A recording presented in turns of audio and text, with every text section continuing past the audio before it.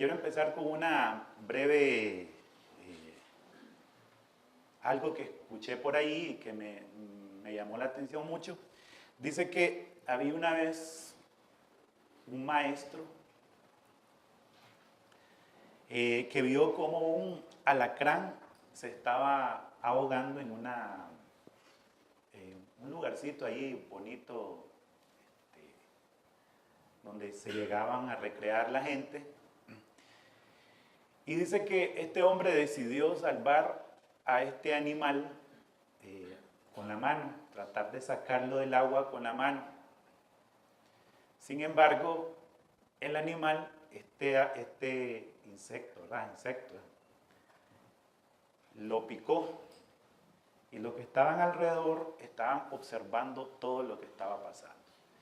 Entonces al picarlo vuelve a caer al agua y este hombre vuelve a intentar sacarlo, salvarlo y le vuelve a picar.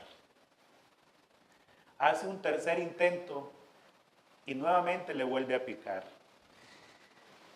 Y uno de los tantos que lo observaba le dijo: usted es necio, no entiende que cada vez que intente sacarlo del agua le va a picar. Y este hombre le respondió de esta manera: la naturaleza del alacrán es picar. No va a cambiar, pero eso no va a cambiar mi naturaleza, que es ayudar. Entonces el hombre luego, con una hojita, decidió sacar al alacrán del agua. Y quiero empezar con esta frase que quisiera que la mediten y que la guarden en su corazón, porque también voy a finalizar con esa frase, pero es que no dejemos que el mal nos haga malos. Se la repito, no dejemos que el mal nos haga malos. En una ocasión, en Mateo 7, versículo 3 al 5, solo se los voy a relatar,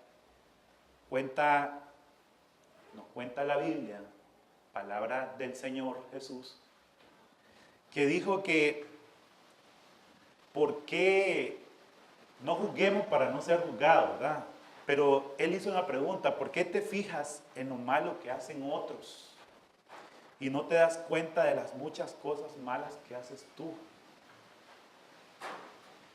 Es como si te fijaras que en el ojo del otro hay una basurita y no te dieras cuenta de que en tu ojo hay una rama. Yo me pregunto en ocasiones, bueno, un día de esto me pidieron hacer un perfil de mi persona y entre ese perfil habían preguntas como cuáles son mis cualidades, pero también cuáles son mis defectos.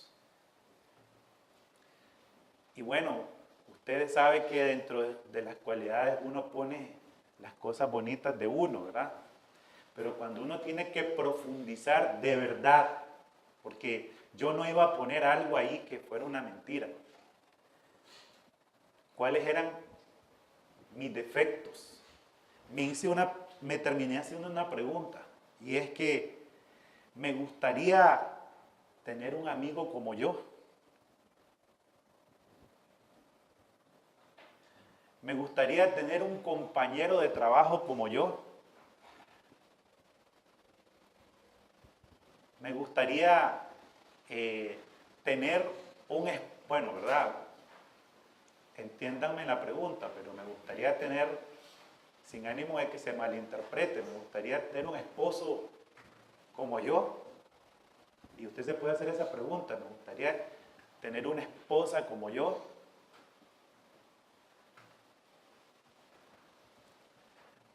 Me gustaría tener un vecino como yo.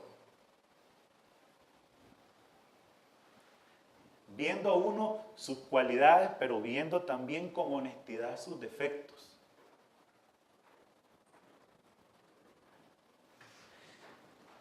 Dice Romanos 17, 18, para entrar al tema directamente, Les decía que el tema se llama ¿qué hacemos ante el mal? Dice Romanos 12, 17 y 18. Si alguien los trata mal, no le paguen con la misma moneda. Al contrario, busquen siempre hacer el bien a todos. Hagan todo lo posible por vivir en paz con todo el mundo. Queridos hermanos, no busquen la venganza, sino dejen que Dios se encargue de castigar a los malvados. Pues en la Biblia Dios dice, a mí me toca vengarme, yo daré a cada cual su merecido. Y también dice, si tu enemigo tiene hambre, dale de comer. Si tiene sed, dale de beber. Así harás que le arda la cara de vergüenza. No se dejen vencer por el mal. Al contrario, triunfen el mal haciendo el bien. Amén. Bueno, anteriormente hemos estado hablando de estos temas. Jesús, decíamos que nació en una época muy complicada.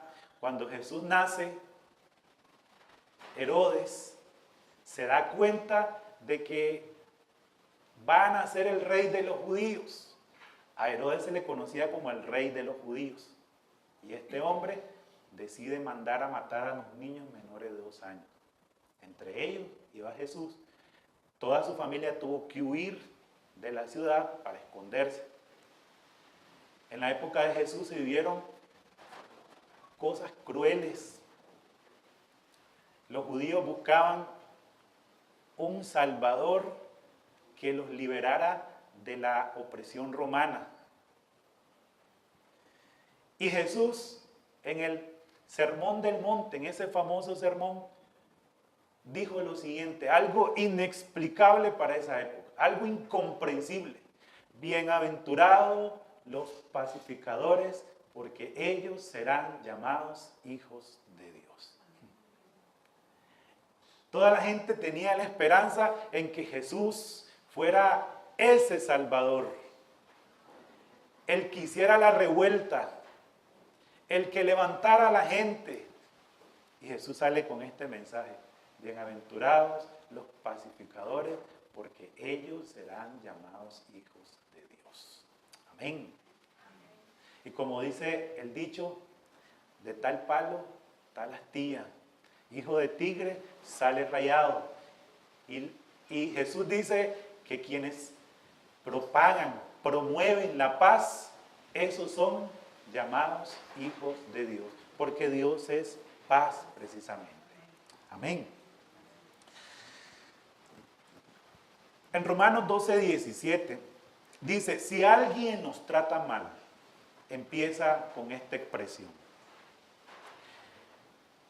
Estos pasajes nos dispone a estar preparados ante un eventual caso en donde nos veamos afectados, y en las próximas palabras que vamos a leer nos aconseja cuál debería de ser nuestra actitud.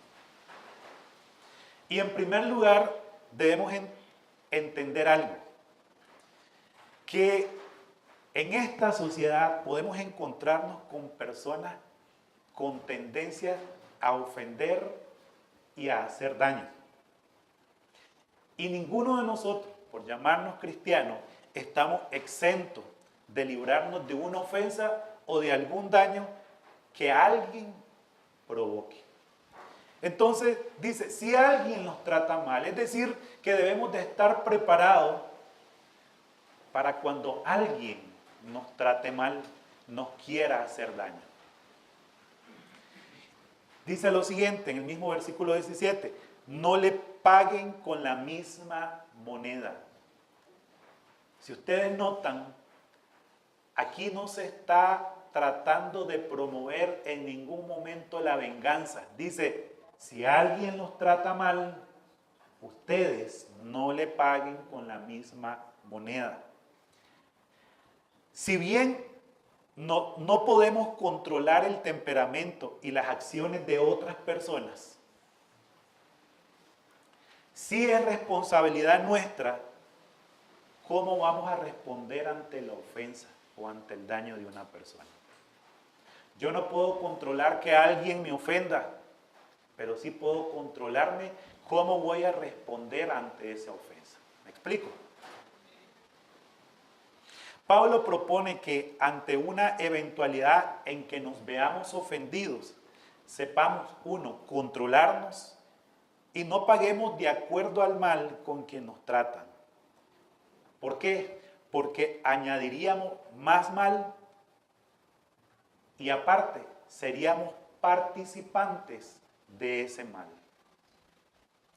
Pablo está tratando de que nosotros tampoco seamos parte del mal ni que agravemos más la situación. Responder con la misma moneda provocaría lo siguiente. Uno, oiga, dejaría en evidencia nuestra carencia espiritual. Es decir, si nosotros respondemos igual que estas personas, ¿cuál es la diferencia? ¿Cuál sería la diferencia? Seríamos los mismos. Estaríamos dando vergüenza con nuestra conducta, sobre todo nosotros los cristianos. En segundo lugar, agravaríamos más el conflicto. Obvio, ¿verdad? Respondemos con la misma moneda, el conflicto se pone peor. En el mismo versículo 17, dice así: al contrario, busquen siempre hacer el bien a todos, hagan todo lo posible por vivir en paz con todo el mundo. Vean cómo inicia la frase: si alguien nos trata mal, no le paguen con la misma moneda. Y luego dice, al contrario, busquen siempre hacer el bien a todos, hagan todo lo posible por vivir en paz con todo el mundo. Pablo aconseja lo siguiente: tomar acción. Cuando dice al contrario, está diciendo que respondamos de una manera diferente a la que nos están tratando. Responder con bien a quien nos ofende cuando se dé la oportunidad. Pablo propone que esta situación debe ser un motivo que nos provoque a sacar de lo bueno que hay en nuestra vida, producto de la doctrina aprendida de la palabra del Señor. Amén.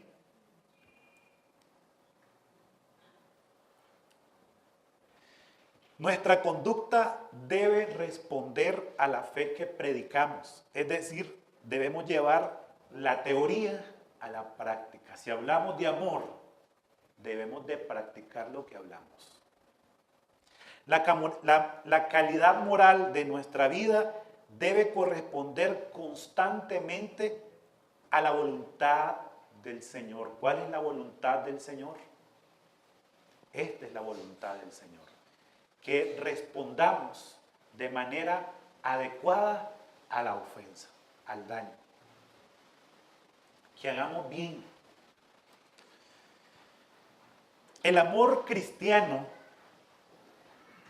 requiere trascender el mal y manifestarse en el bien que transforma.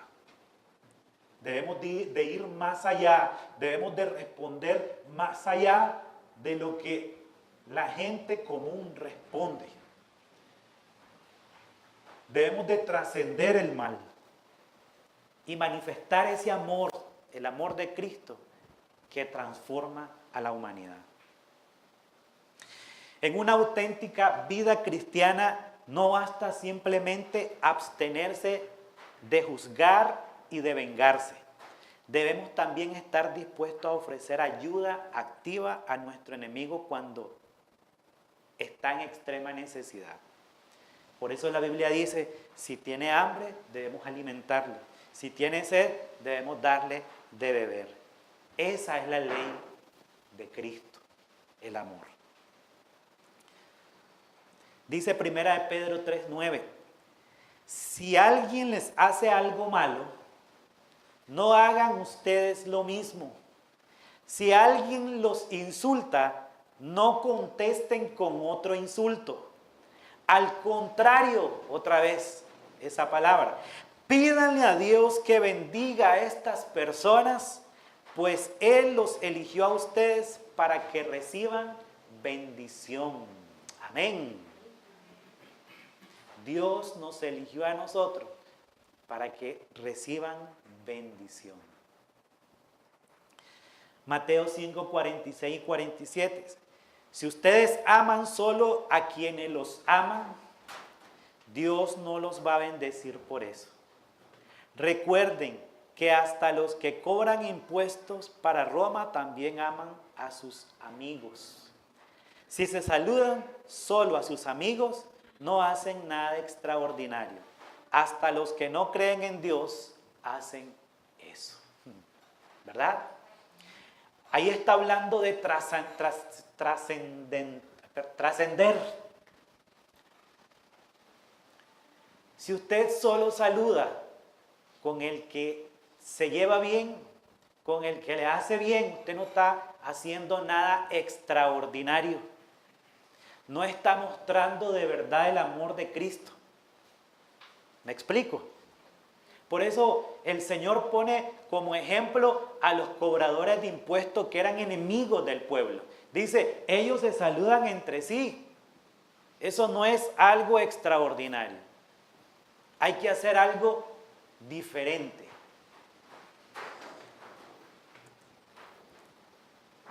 En Romanos, siempre 12, 17, 18, dice de esta manera: queridos hermanos, no busquen la venganza, sino dejen que Dios se encargue de castigar a los malvados. Pues en la Biblia Dios dice, a mí me toca vengarme, yo le daré a cada cual su merecido.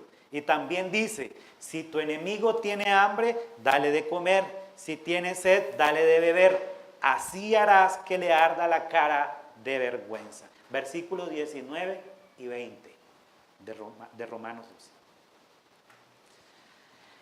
Pagar con mal, sabiendo que la venganza es del Señor, es similar a pensar que yo soy Dios. Por eso el Señor dice que la venganza se la dejemos a Él. Si yo tomo por mi cuenta la venganza, estoy tomando el lugar de Dios. A Él le corresponde vengarse. Y no solo eso, es similar a pensar que nuestra miserable venganza puede satisfacer nuestra sed de justicia mejor de lo que podría la venganza de Dios. ¿Me explico?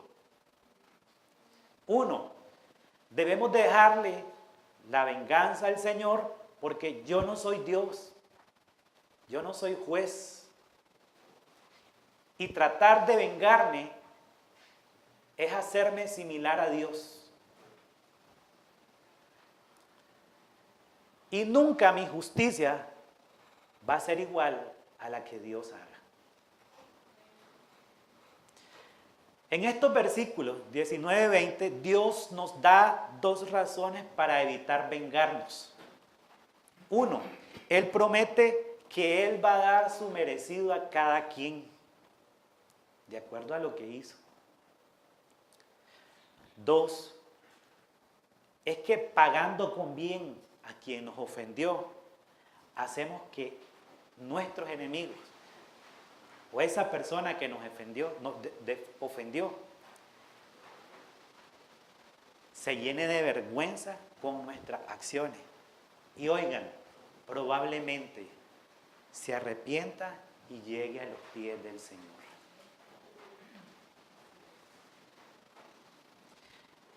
Estos mandamientos no son normas morales simplemente.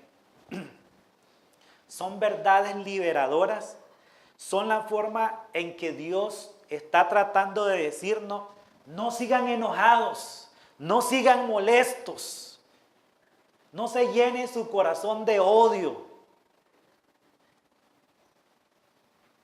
no busquen venganza. Lo que está tratando de decir el Señor, ustedes no se llenen de nada de eso en sus corazones, porque yo soy el que pago. Eso es lo que está tratando de decir. Ya no hace falta de que usted se llene de ira, sino que ahora con estas palabras el Señor está tratando de que seamos libres de la ira para que podamos amar a todos, incluso a los que nos hacen daño.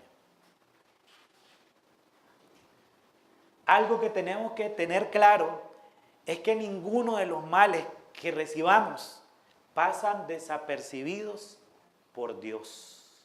Dios los tiene en cuenta. El versículo 21 dice de esta manera: no se dejen vencer por el mal. Al contrario, otra vez, al contrario esta palabra, triunfen sobre el mal haciendo el bien. La victoria pertenece al amor, pero debemos de estar claros en algo. También que la bondad puede ser vencida por el mal si se permite que el mal tome el control y nos dicte las condiciones en que han de establecerse las relaciones humanas. Y le repito la frase que le decía al inicio: no dejemos, no permita que el mal nos haga malos. Amén. No lo permitamos. Recuerde la historia que le conté al inicio. El hombre tratando de salvar, de ahogarse aquel alacrán. El alacrán, su naturaleza es picar. Pero la naturaleza del ser humano, sobre todo del cristiano, debe ser amar y servir. Amar y servir. Y no permitamos que el mal nos haga malos, malas personas. Hay que ahogar el mal con abundancia de bien.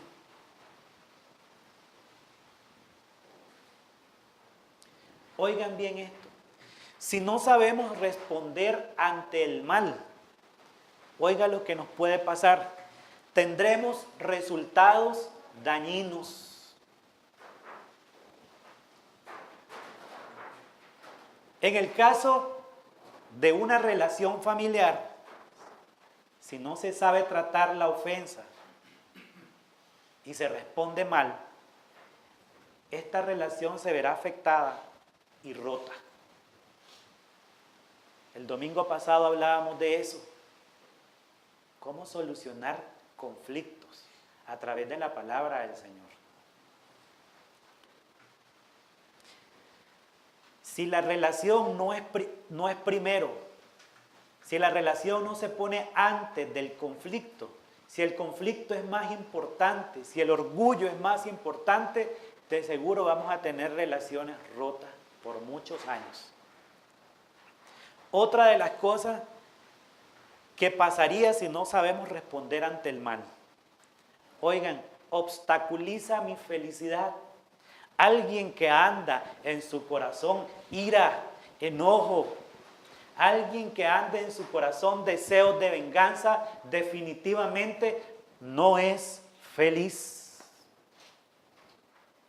No es feliz. No es posible que nosotros estemos con el corazón enojado, llenos de odio, llenos de resentimiento, y probablemente la persona que nos ofendió anda tranquilo o tranquila. Y nosotros con deseos de vengarnos. Sea feliz. El enojo, oigan esto también, el enojo se vuelve resentimiento y el resentimiento amargura.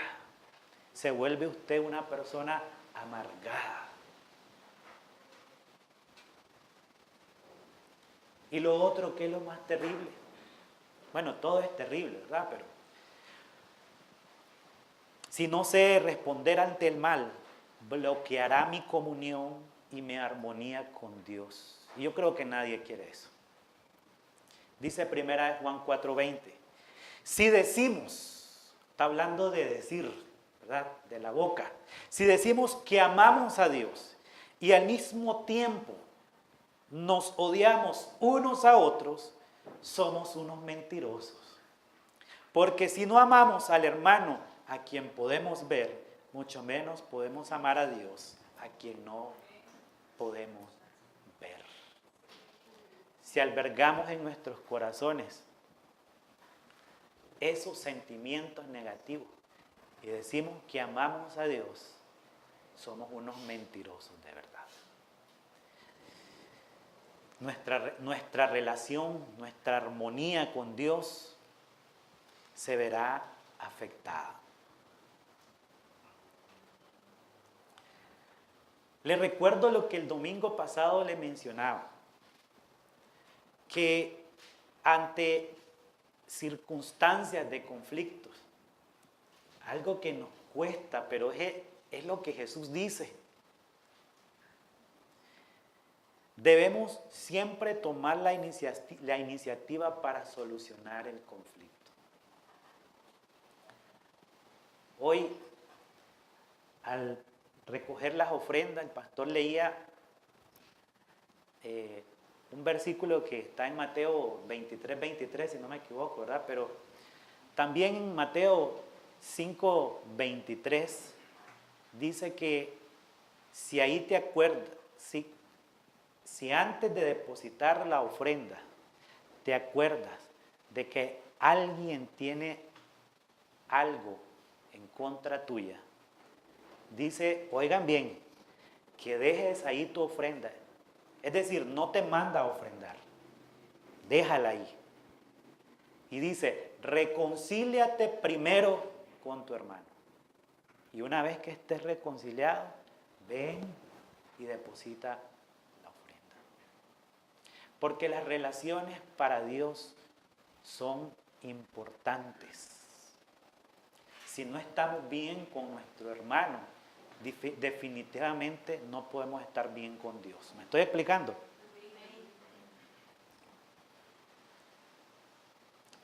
Es decir, que aún las prácticas espirituales como orar, ayunar, ofrendar, no están por encima de las relaciones humanas. Debemos de estar bien con nuestro hermano.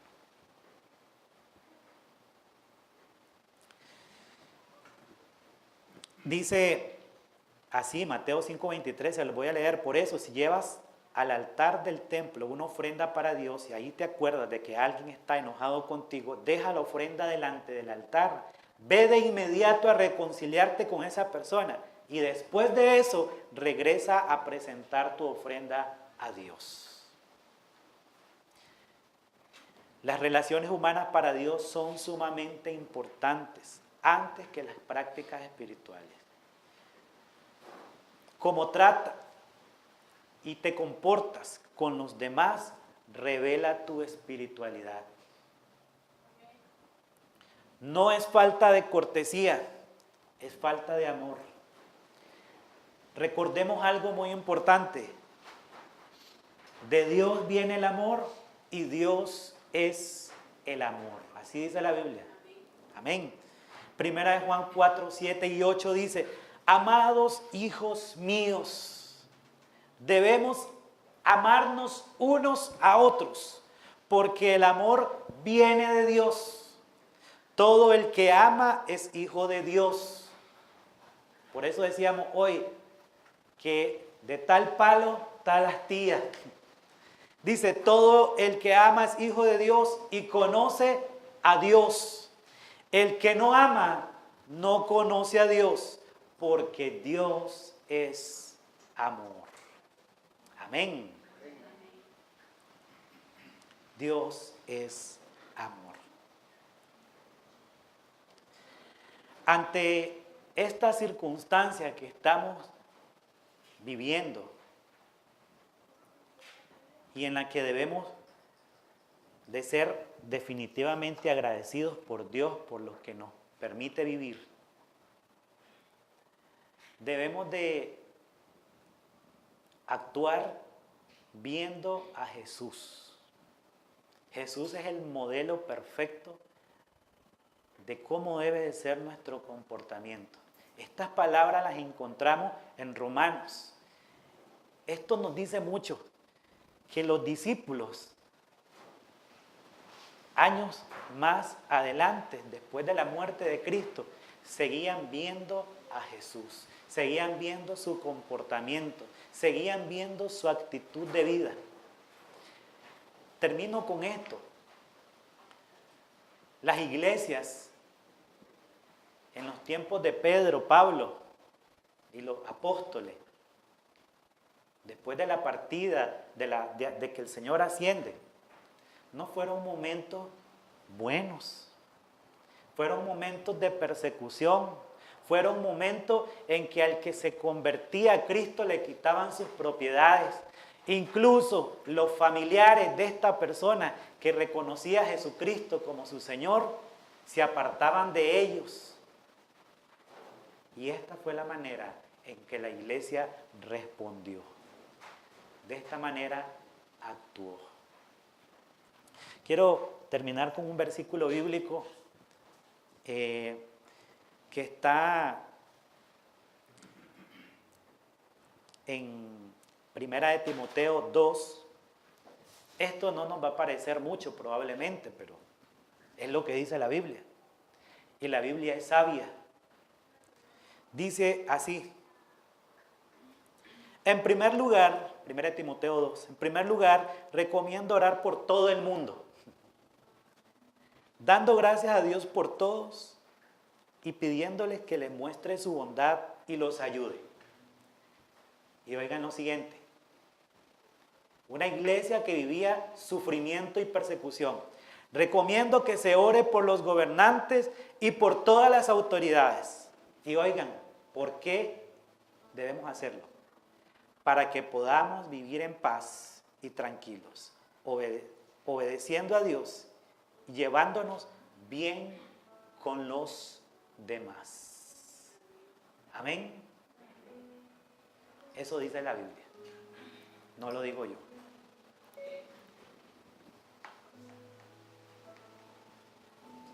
Así que, como cristianos, esta debe ser nuestra conducta. Y esta debe ser nuestra oración también. Debemos de orar. Debemos de responder con bien. Y no permita que el mal lo haga malo. Saque de lo bueno que hay en usted. Amén. Quiero aprovechar para recordarles que el jueves, de manera como iglesia, lo estamos haciendo a las 7 de la noche. Estamos uniéndonos en oración desde su casa. No tienen que venir aquí por el momento. Y el viernes también a las 7 de la noche estamos orando. Pero no solo jueves y viernes debemos de hacerlo. Hagámoslo todos los días desde nuestras casas. En el momento y en la hora que usted tenga ese tiempo para hacerlo. Pero algo sí, debe hacer aparte tiempo para orar. Aparte tiempo, y oremos por todo esto que está pasando en el país. Pongámonos de pie y oremos, por favor.